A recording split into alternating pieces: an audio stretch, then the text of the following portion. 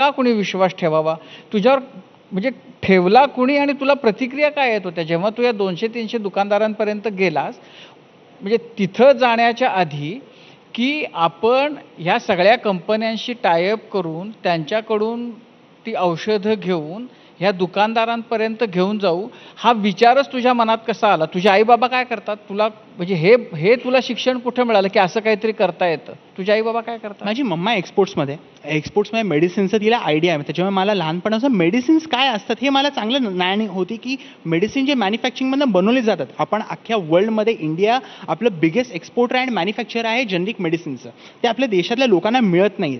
पण ते पोचणार आपण कसं करणार? म्हणजे मी जेव्हा घरी गेलो, हा मला एक प्रॉब्लेम खुपला म्हणजे माझ्या मनामध्ये, की हा प्रॉब्लेम खरंच सॉल्व्ह केला पाहिजे. जर का म्हणजे जे आजोबा होते ते माझ्या मनामध्ये येत होते, की अरे बाबा त्यांना मेडिसिन जर का नाही मिळाले तर त्यांच्या घरचे वाईफ म्हणजे हे हेल्थ मेडिसिन्स असतात, त्यांच्या वाईफला इन फ्युचर काही ना काहीतरी मोठा प्रॉब्लेम पण होऊ शकतो मेडिसिन्स टाईमवर नाही घेतले.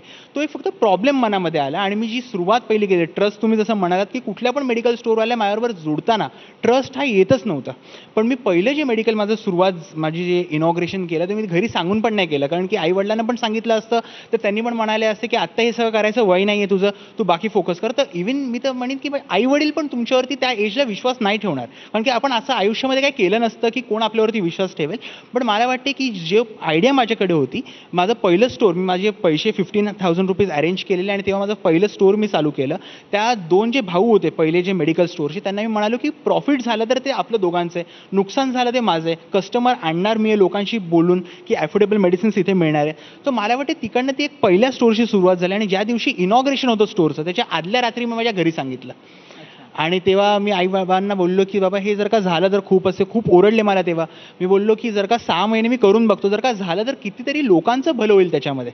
आणि मी मॅन्युफॅक्चरिंगमधनं डायरेक्ट कॉन्टॅक्ट करून मेडिसिन्स अवेलेबल करून दिले त्या दुकानदाराला, जे त्याला आधी 1-1 लाख रुपयाला मिळत होते ते त्याला 20,000-30,000ला मिळायला लागले.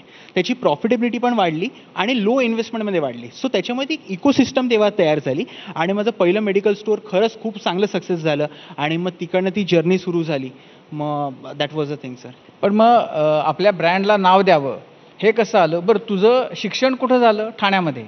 कुठल्या शाळेमध्ये होता? मी DAV स्कूलमध्ये होतो आणि मग 12th पण तिकडनंच केलं आणि दॅट म्हणजे ठाणा फुल मतलब माझं full born and brought up I am in Thane itself. हां. तर मग ब्रँडचं नाव द्यायला पाहिजे. हे आपलं स्टार्टअप आहे ते सगळं त्याचं रजिस्ट्रेशन अमुक-तमुक ज्या सगळ्या गोष्टी केल्या पाहिजेत.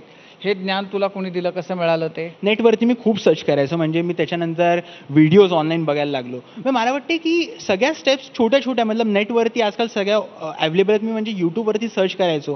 पहिलं तर मी माझा ट्रेडमार्क जो जनरिक आधार हा ट्रेडमार्क आहे तो मी 6 ते 1 वर्ष मी टाकला पण नव्हता रजिस्ट्रेशनला, कारण की मला माहीतच नव्हतं. आणि जेव्हा जनरिक आधार हे एकदम सिम्पल वर्ड आहे. आज तर सगळ्या घराघरांमध्ये आपण पोहोचलो आपल्या मेडिसिनच्या माध्यमातून. जनरिक आणि आधार फक्त एवढं होतं की जनरिक मेडिसिनचा लोकांना सपोर्टचा अर्थ आहे आधार.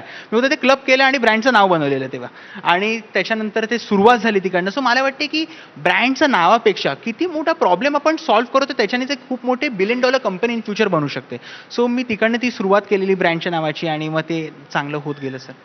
पण मग एकदा जनरिक आधार असं हेच नाव होतं का आणखीन काही वेगवेगळ्या ऑप्शन्सचा विचार केला होता तेव्हा? मी जनरिक इंडियाचा विचार केलेला, जनरिक भारतचा विचार केलेला या सुरुवातीला. पण जनरिक आधार हे सगळ्या सामान्य जनतेपर्यंत एक कनेक्टिंग मला वाटलं. त्याच्यामुळे जनरिक आधार मी तेव्हा ते नाव ठेवलं. आणि मग कॉम्बिनेशन तुम्ही जर का बघाल जनरिक आधारचं म्हणजे आता इथे मागे येईल तर आय स्टँड्स फॉर इंडिया आणि तो आपण ऑरेंज केला आहे आणि आपले बोर्डमध्ये नाही तर सगळीकडे जनरिक आधारच्या लोगोमध्ये इंडियाचा फ्लॅगचा कलर रिप्रेझेंट करतो आपण.